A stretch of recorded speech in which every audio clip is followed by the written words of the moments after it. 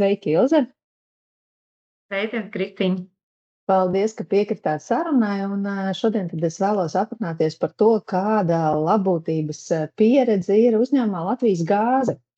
Un varbūt vispirms jūs varat arī mazliet ieskicēt, kādi ir jūsu amata pienākumi Latvijas gāzē, lai mūsu klausītāji zina un saprot, ko jūs darāt un kāda ir jūsu tiešā saistība ar labbūtību.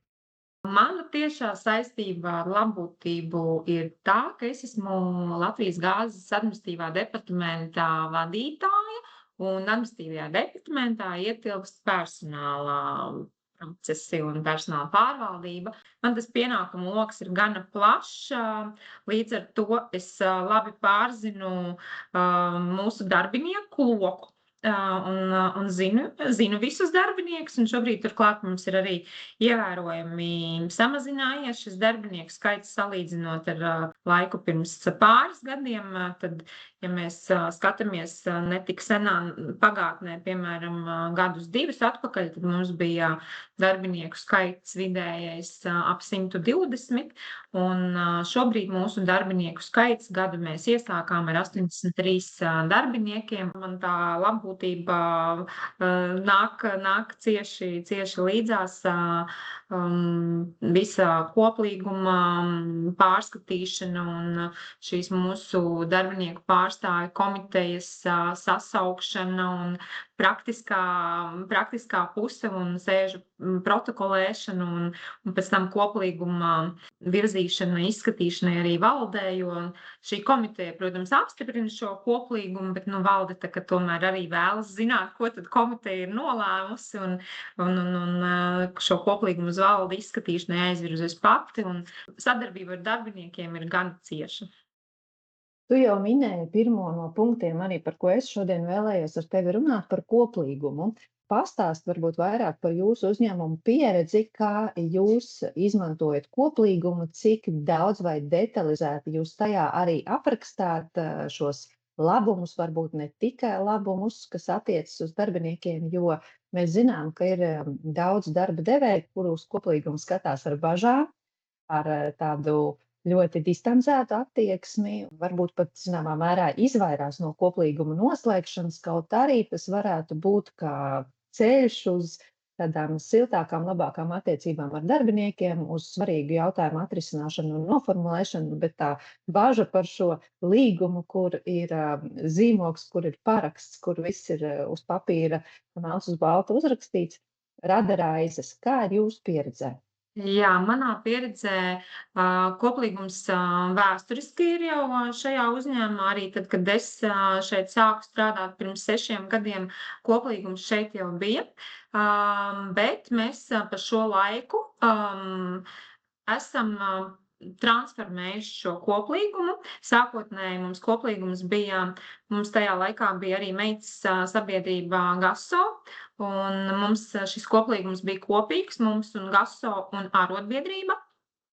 Šobrīd GASO vairs nav mūsu meita, bet jau pat pirms tam mēs aizgājām prom no šīs formas kopīgi uzņēmumā. Mēs palikām neatkarīgi vieni paši koplīgumā, un mēs izvēlējāmies šeit uz vietas ar vadību pārunājot, palikām pie tā, ka koplīgumu mēs viennozīmīgi atstājam, jo darbinieki pie tā ir ļoti pieradināti, un mums ir gana, man gribas teikt, gana plašs labumu gros mūsu darbiniekiem noteikts tieši koplīgumā. Tāpēc koplīgumu mēs viennozīmīgi atstājām, bet mēs to pārslēdzām, ievēlējām, saorganizējām darbinieku kopsapulci, ievēlējām darbinieku pārstāvjus un koplīgumu tad noslēdzām ar darbinieku pārstāvjiem. Koplīgums mums paredz daudz dažādus labumus. Mums paredz papildu atvaļinājumu par stāžu, par vadītājiem, papildu atvaļinājumu par nenormētu darba laiku. Un tas nenozīmē, ka mums vadītāji strādā 24/7, bet viņi mums ir pieejami, ja ļoti vajag. Viņi ir sazvanāmi un operatīvi iesaistāmi. Tad, jā, mums ir darbinieki nozīmīgos dzīves brīžos, mums ir dažādas balvas, precoties, dzimstot bērniem, arī tuviniekiem aizejot, pensionējoties, nu, dažādi. Tad, jā, ar laiku mēs bijām ielikuši arī labumu to, ko šobrīd mēs izmantojam caur bonusu karti.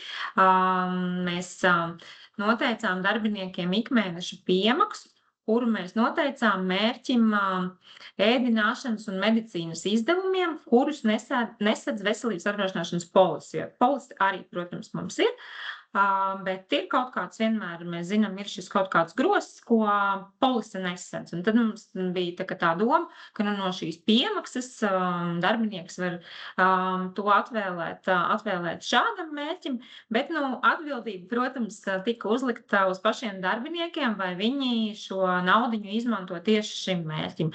Nekādu atskaiti mēs no viņiem neprasījām, mēs saviem darbiniekiem uzticējāmies, visi esam pieauguši cilvēki, katrs ar saviem līdzekļiem rīkojas kā nu māk.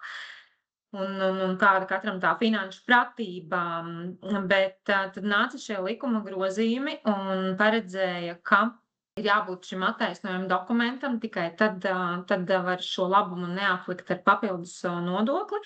Un bonusu karta pati bija tā, kas mūs uzrunāja, un tas piedāvājums nāca kā saukts. Koplīgums mums bija, mums pat bija arī šis nosacījums iekšā, bet koplīgumu mēs drusciņi tad pagrozījām, piemērojot un atrunājot tieši par šo konkrēto labumu, kāds mums ir šobrīd ar bonusu karti. Bonusu karti mēs esam saviem darbiniekiem piešķīruši pilnīgi visiem, bez izņēmuma izņemot valdi. Viņiem ir savukārt citi labumi. Visiem darbiniekiem, kas ir izturējuši pārbaudas laiku, tāds mums ir kritērijs, izņemot tos, kas atrodas bērnu kopšanas atvaļinājumā. Kamēr viņam ir šī slimības lapa vēl līdz bērnu kopšanas atvaļinājumā, viņš vēl saņem šo labumu. Kad sākas bērnu kopšanas atvaļinājums, tad mēs pārtraucam šo darbību bonusu kartes. Koplīgumā mēs gan esam atrunājuši, ka arī ilgstošā prombūtņu gadījumā mēs varam apturēt šo bonusu kartes darbību. Mums ir bijuši vairāki gadījumi, kur mums ir ļoti, ļoti ilgstošā prombūtnē darbiniekas veselības stāvokļa dēļ. Mēs neesam kā darba devējs šo izmantojuši un neesam apturējuši šīs bonusu kartes darbību. Mēs viņu izmantojam, šo labumu konkrēto ēdināšanas pakalpojumiem, medicīnas pakalpojumiem un transportam. Un esam koplīgumā paredzējuši arī, ka patiesībā visiem ir viens šis apmērs, kādā mēs izmaksājam šo, bet esam paredzējuši, ka ar atsevišķu valdes lēmumu var tikt noteikti savādāks apmērs atsevišķām kategorijām. Un to mēs arī esam izmantojuši. Jā. Vadības vēlme kaut kā savus darbiniekus atbalstīt un sniegt iespēju arī norēķināties par degvielu. Un zinu, ka es pati, piemēram, šo karti izmantoju principā tikai degvielai, un es zinu vairākus savus kolēģus, kas šo karti izmanto tīri degvielas izdevumu sekšanai.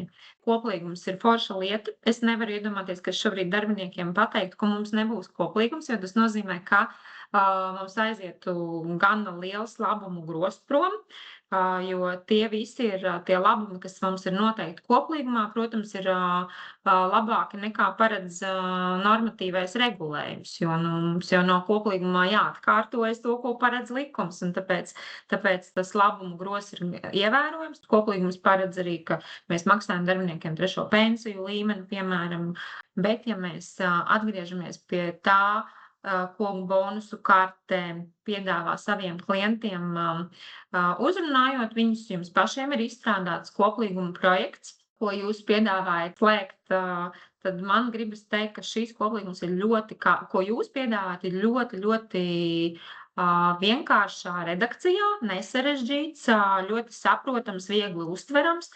Un es tur nesaskatīju vispār nekādu risku, jo tur principā ir atrunāts tikai šis konkrētais labums. Darba devējs jau, protams, viņu var paplašināt savas vēlmes un iekļaut tur vēl papildu labumus, bet tīri tā redakcija, ko jūs piedāvājat, ir ļoti saprotama, vienkāršā valodā atrunāta. Es domāju, ka saprotama gan darba devēja pusei, gan arī darbiniekam pašam. Noslēgšana arī šobrīd ir gana vienkārša. Mums arī šobrīd ir pieredze, ka mēs viņu slēdzām ar darbinieku pārstāvjiem.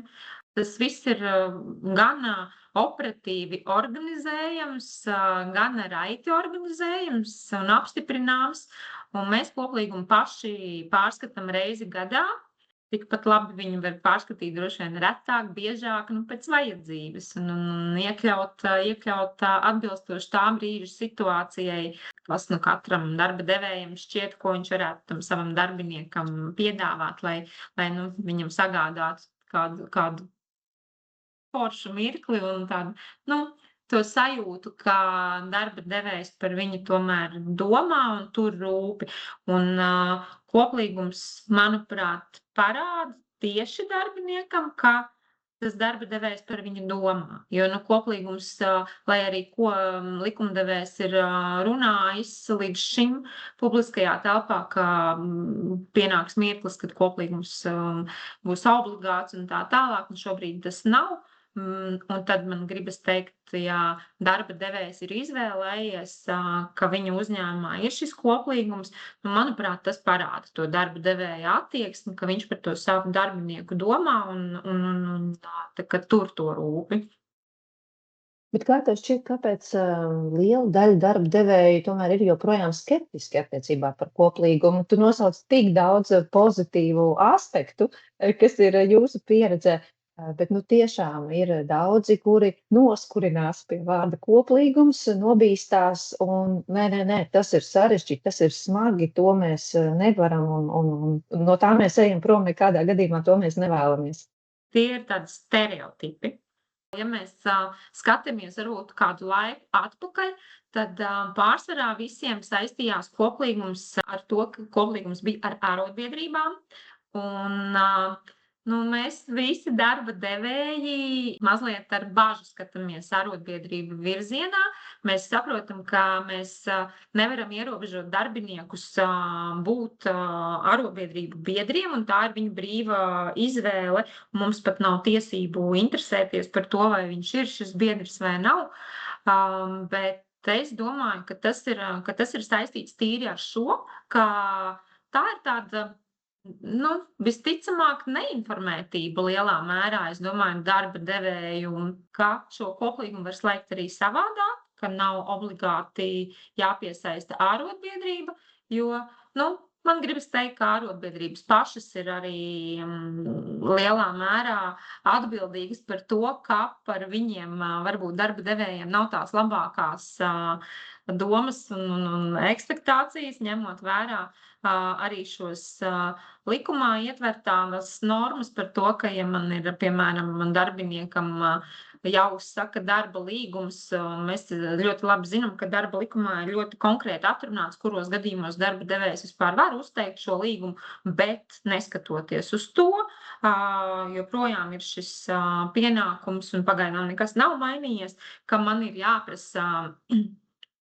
darbiniekam, vai viņš ir arotbiedrības biedrs, un ja viņš ir šis biedrs, tad man ir jāprasa arotbiedrības atļauja, lai es šo uzteikumu izsniegtu šim darbiniekam. Un vismaz man gana daudz piemēru apkārt, ne mums šai uzņēmumā, bet man gana daudz piemēru apkārt ir, kur arotbiedrības pat īsti neiedziļinoties vispār jautājumu būtībā. Viņas vienkārši pasaka nē, ka viņas nepiekrīt šim uzteikumam.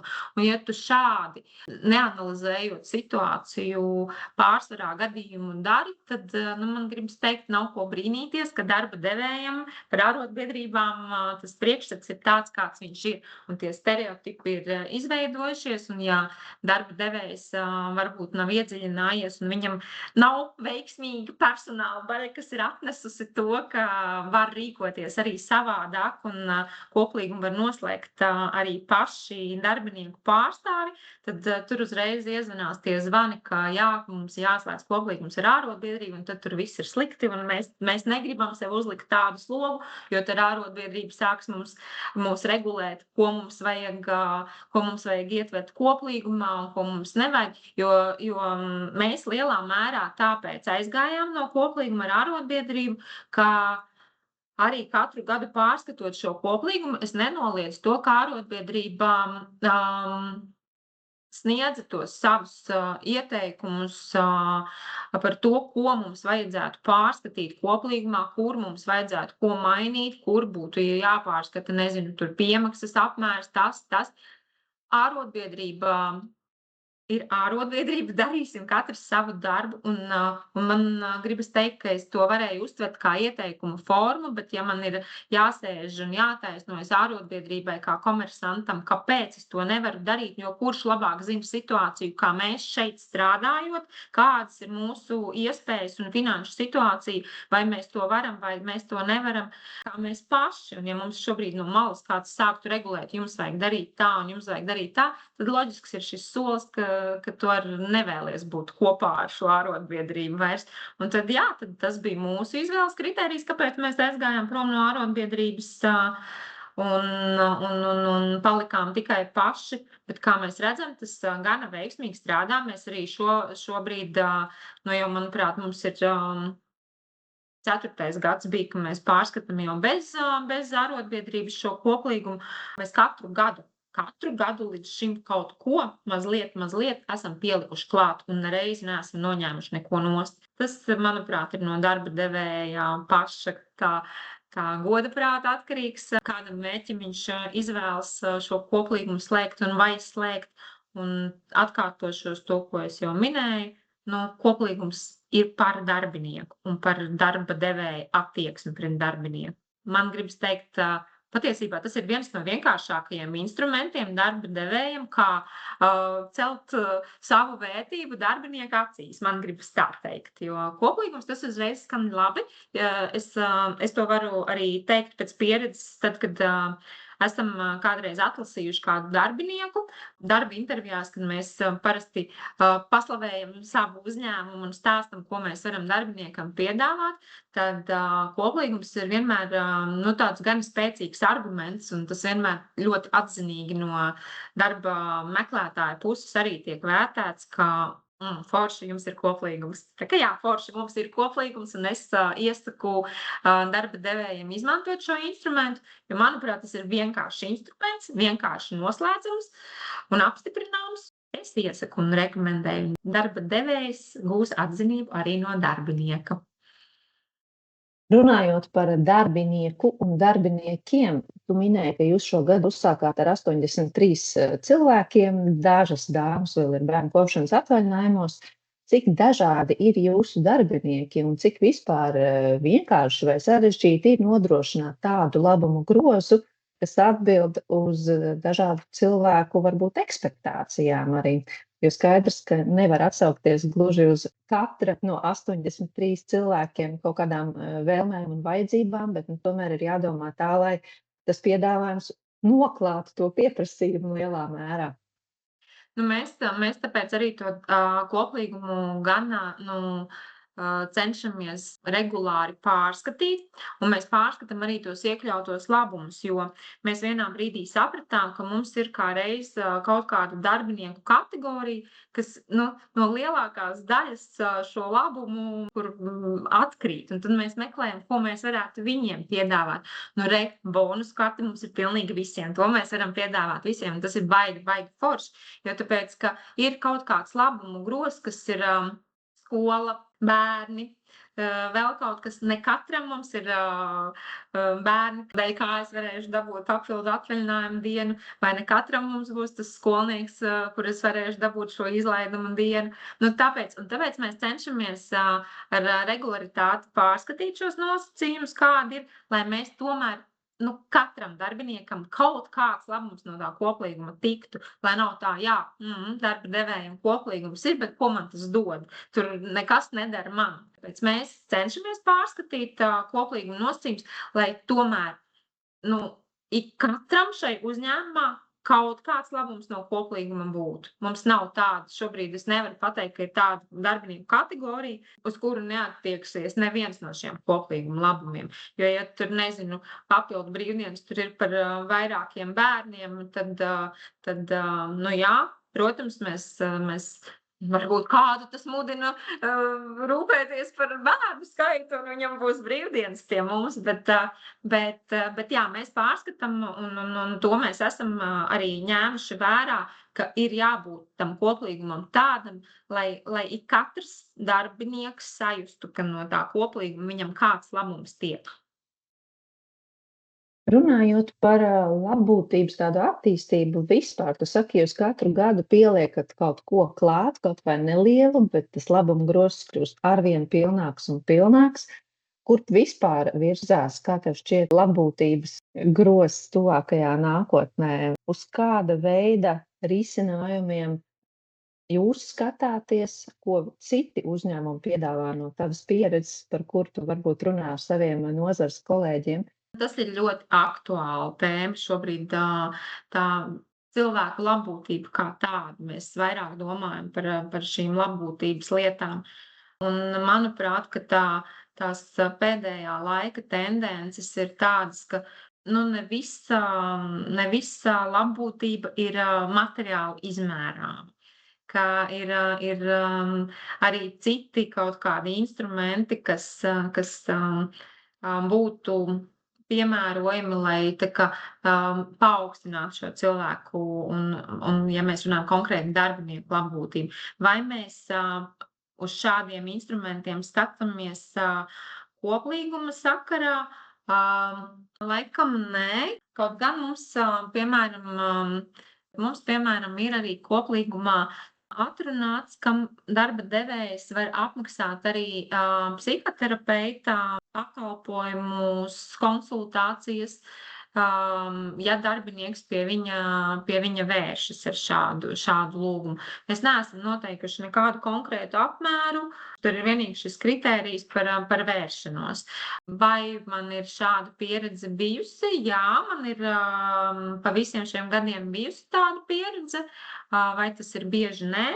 Iespējams, ka tas ir arī ar mūsu mentalitāti saistīts, ka mēs latvieši droši vien neesam tā atvērtākā tauta un nenākam bieži vien varbūt ar to savu problēmu un pie darba devēja varbūt ne tik, jo es pieļauju, ka darbiniekiem ir arī tas, ka es negribu nemaz parādīt darba devējam šādas lietas, ka man ir vajadzīgi arī kaut kāds atbalsts mentālai veselībai, bet tas savukārt atkal, manuprāt, ir atkarīgs šobrīd vairāk no vecuma kategorijām, jo jaunāki cilvēki, jo viņi ir atvērtāki, vecākā gada gājumā cilvēki atkal nav tik atvērti, bet tāpat mums ir paredzēts arī koplīgumā par papildu atbalstu arī veselībai. It kā ir pat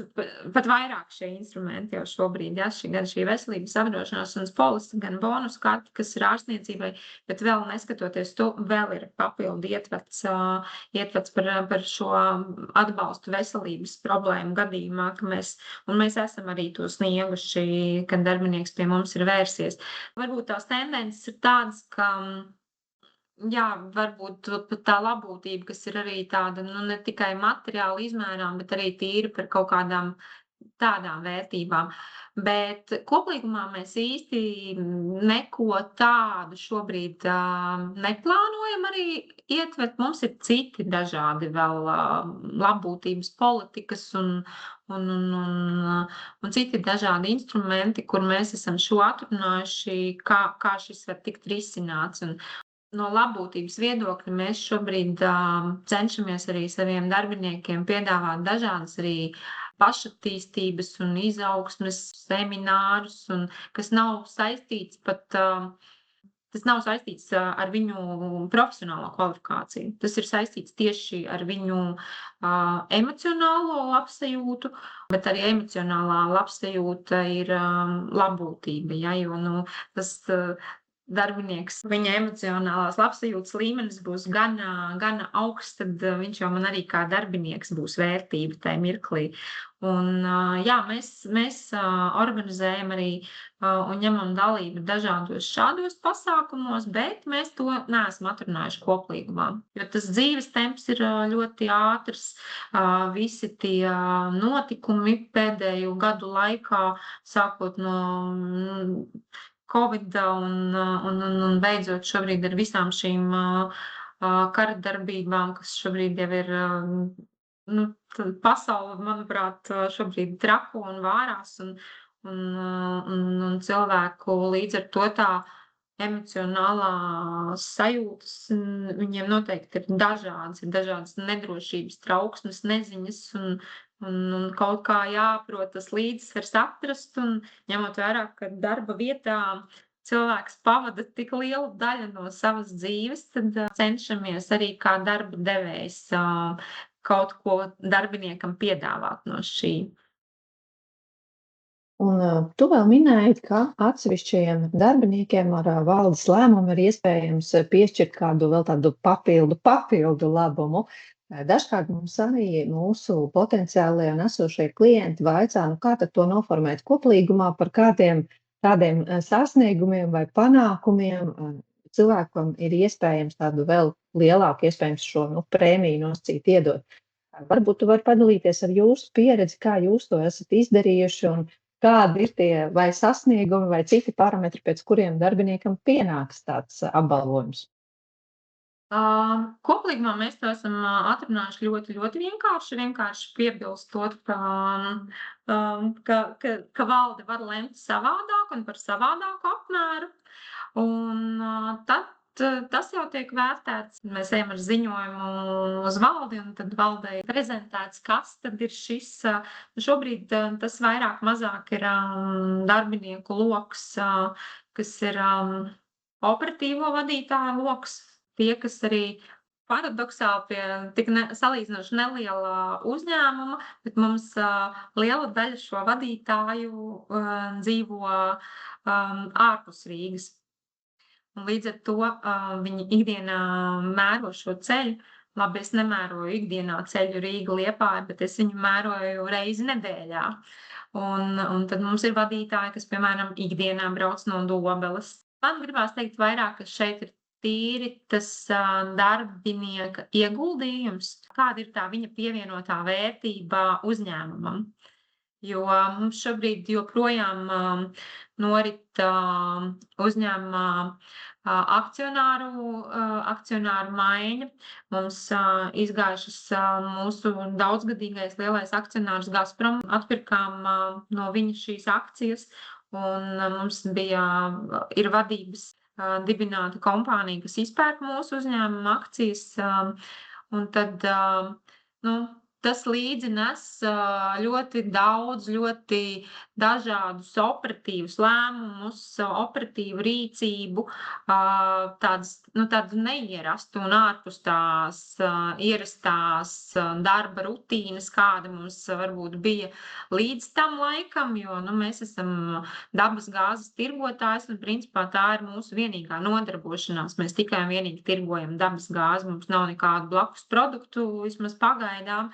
Un tad viss šis process prasīja gana lielu iesaisti, gana operatīvu iesaisti, tādu operatīvu rīcību no vadītājiem, operatīvas reakcijas, un tad tas ir tas galvenais kritērijs, kur mūsu vadība izvēlējās, ka viņi var kaut kā savādāk novērtēt kādu darbinieku kategoriju. Bet nav izslēgts, ka tas varētu arī būt kāds cits kritērijs, bet katrā ziņā tas viennozīmīgi būtu tikai un vienīgi ar šo valdes lēmumu, kā tas mums ir arī atrunāts koplīgumā. Un, kā mēs zinām, valde var lemt jebko. kā rūpīgs un gādīgs saimnieks. Ja viņš izvēlas kādu savu darbinieku un redz to viņa pievienoto vērtību uzņēmumam, nu, tad viņš var izvēlēties arī viņu motivēt par to un pateikties par to kaut kādā veidā. Jā, un, protams, ir daudz patīkamāk saņemt kādu taustāmāku motivāciju nekā tikai diplomu Ziemassvētku ballē, ka tu esi labākais darbinieks, ja, un to kāpienu uz skatuves, kas arī tomēr ir svarīgi un kas cilvēkam ļoti daudz ko var nozīmēt, bet tāda cietā motivācija, teiksim, tā taustāmā, tā ir praktiska un dzīvē ļoti noderīga. Tāpēc novēlēšu, lai valde pieņem vienmēr tos pareizākos un labākos lēmumus gan jūsu uzņēmumā, gan arī citos uzņēmumos, kuri domā par darbinieku labbūtību un rūpējas par saviem cilvēkiem, jo tiešām cilvēks mūsdienās ir galvenā vērtība, var teikt, tik vienā uzņēmumā, un lai arī tiek runāts par to, ka mākslīgais intelekts daudz ko var aizstāt, bet ir jomas, kur mākslīgais intelekts dzīvu cilvēku nekad neaizstās, vai ne? Paldies tev par šo sarunu. Paldies tev, ka dalījies nesautīgi ar jūsu pieredzi. Es domāju, būs noteikti daudzi darba devēju uzņēmumu, kuriem tas ļoti noderēs. Tieši stāsts par koplīgumu praktisko pusi un to, ka tas iespējams nav nemaz tik sarežģīti un tik smagnēji, kā varētu sākumā šķist. Nav smagnēji, nav sarežģīti, ir gan vienkārši un darbinieks būs jums pateicīgs. Izmantojiet šo rīku. Paldies arī, Kristīne, tev, protams. Paldies, visu labi. Labi, veiksmīgi.